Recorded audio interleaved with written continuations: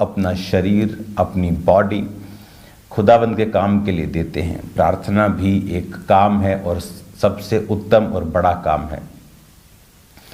जब आप प्रेयर्स करते हैं, एक बात को हमेशा आपने याद रखना है। वचन कहता है कि लेने से देना धन्य है, मुबारक है, ब्लेस्ड है। इसका मतलब क्या है? इसका मतलब है जब आप अपनी प्रेयर्स को देते हैं, जब आप अपने बीजों को बोते हैं, जब आप गिविंग करते हैं, प्रेयर की गिविंग करते हैं, आप प्रार्थना करते हैं, आप क्यों ब्लेस होंगे? क्योंकि आपका शरीर, आपका घर जब परमेश्वर के कामों के लिए इस्तेमाल होगा, वो आशीषित होगा। आज जब हम न्यूज़ में सुनते हैं कि जो इज़राइल था वो हमास के ऊपर या फ़लस्तीन देश के ऊपर, उन जगहों के ऊपर रॉकेट चला रहा था जिन घरों को टेररिस्ट ने इस्तेमाल किया। जो न्यूज़ है, बाकी परमेश्वर जानता है क्या है सब। हाँ, तो इसका मतलब जब आपका घर अच्छे कामों के लिए इस्तेमाल होता है तो ब्लेसिंग पाता है, और बुरे कामों के लिए इस्तेमाल होता है तो नाश होता है।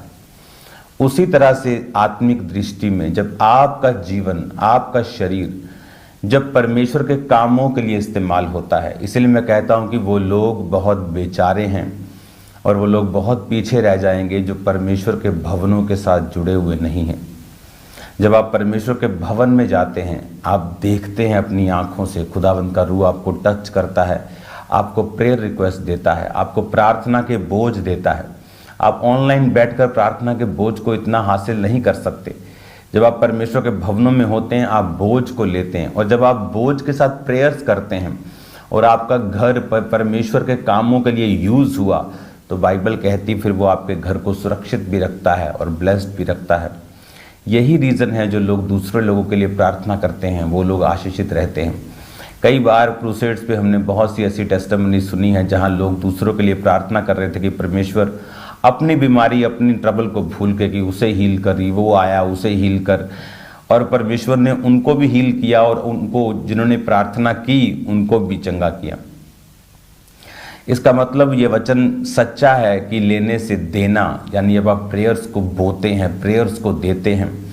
आज जब स्पिरिचुअल फीस्ट के दिन जो हैं वो शुरू हो चुके हैं, जब हम देखते हैं कि थर्सडे क्या हुआ चर्च में, बहुत लंबी मीटिंग थी, लेकिन खुदावंद ने लोगों को छुआ, लोगों को डिलीवर किया अजीब अजीब अजीब अचंभी रीति के साथ। और सुनो ध्यान से, वो स्पिरिचुअल जो फीस्ट जो खुदावंद का जो खुदावंद ने कहा उसने कंप्लीट किया, उसने पूरा किया। और जब आप देखते हैं कि किस रीति के साथ जो परमेश्वर का वचन जब एक प्रोफेटिक वर्ड के रूप में हमें मिलता है कि ये फीस्ट वाले दिन हमें मिस नहीं करने हैं, क्योंकि क्रिसमस का मतलब है, 25 दिसंबर का मतलब होता है कि खाना पीना और शॉपिंग करना, और लेकिन ऐसा नहीं है। ये टाइम बोने का होता है। इमेजिन करो अगर मेरा सीड क्रिसमस का, मेरा सीड दिसंबर का, मेरी ड्रेस की कॉस्ट से भी कम है, और जो खुदा ने मेरे साथ किया, अपना एक लौता बेटा मुझे दिया, इसका मतलब मैं अभी तक भी समझ नहीं पाया हूं कि मुझे किस तरह से परमेश्वर से ब्लेस होना है और किस तरह से अपने बंधनों को जो फाइनेंशियली, फिजिकली पकड़े हुए हैं उनसे कैसे निकलना है। अगर मैंने चर्च में जाकर प्रार्थना को नहीं किया, अगर मुझे अभी भी लगता है कि चर्च में मैं जाऊंगा, इस संडे डिलीवर हो जाऊंगा, इस संडे जाके मैं आमीन बोलूंगा, वो तो परमेश्वर का एक तुम्हारे लिए ब्रेड है, वो तो एक नाश्ता है, समझ लो कि जो अपने बच्चों को मांगने की जरूरत नहीं पड़ती। लेकिन असल मकसद है खुदावंद के कामों के लिए आपको तैयार करना, ताकि वो आपके शरीर को, आपके फाइनेंस को, आपके माइंड को, आपके स्किल्स को, आपके गिफ्ट्स को परमेश्वर इस्तेमाल करके आपको ब्लेस कर सके। क्योंकि ब्लेसिंग लेने का कोई भी और जरिया और तरीका बाइबल में नहीं है। हालेलुया। यही तरीका है, जब हम समझ जाते हैं कि हमें परमेश्वर की महिमा के लिए मिलेगा, उसी की महिमा के लिए हमें मांगना है, जब आप प्रार्थना करने के लिए आज से बैठें, सेवकाइयों के लिए प्रार्थना करें। जब आप प्रार्थना करने के लिए बैठें तो पास्टर्स के लिए, अपने अगुओं के लिए, उनके परिवारों के लिए, उनकी सेफ्टी के लिए प्रार्थना करें। सेवकाइयों की ग्रोथ के लिए प्रार्थना करें। परमेश्वर के वचन के फैलने के लिए प्रार्थना करें, ताकि आपकी प्रेयर सिर्फ सेल्फिश ना हो। क्योंकि मोस्टली लोगों ने जो प्रार्थनाएं हैं उन्हें सेल्फिश बना दिया है। जब वो बैठते हैं राशन लिस्ट की तरह परमेश्वर को अपने राशन लिस्ट को भेजते हैं और उसके बाद आमीन बोलते हैं, उन्हें लगता है कि प्रार्थना करने का मतलब है मांगना मतलब अपनी सभी इच्छाओं की पूर्ति के लिए, अपनी बरकत के लिए, अपनी आशीष के लिए। और हर बार ये प्रार्थनाएं काम नहीं करती। आपको ये समझना पड़ता है कि एक बड़ा पर्पस है खुदावंद का आपको अपने पास बुलाने का। इससे भी बड़ा मकसद है परमेश्वर का आपको अपने पास कॉल करने का, बुलाने का, बुलाहट देने का। वो मकसद है आपको इस्तेमाल करना। वो मकसद है इस बात को अगर आप समझ जाएंगे और जब आप फिर प्रार्थना के लिए बैठेंगे, आप प्रेयर्स करेंगे। इसीलिए पौलुस ने कहा, हे मेरे भाइयों, हमारे लिए विनती करो, हमारे लिए प्रार्थना करो कि जो द्वार खुला है उसका मैं उपयोग कर सकूं। विरोधी बहुत से हैं।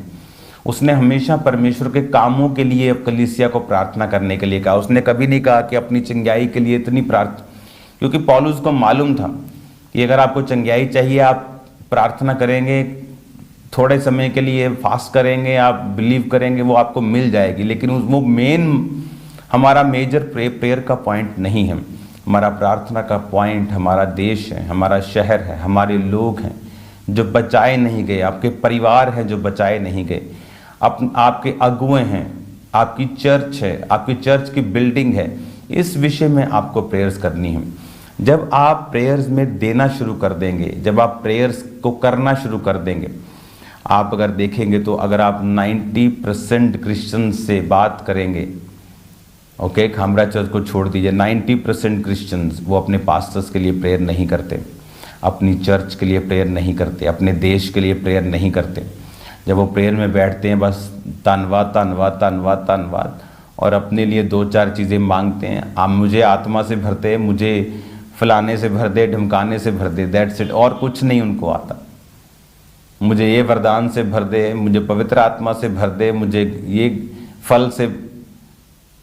सिर्फ यही मकसद परमेश्वर का नहीं है।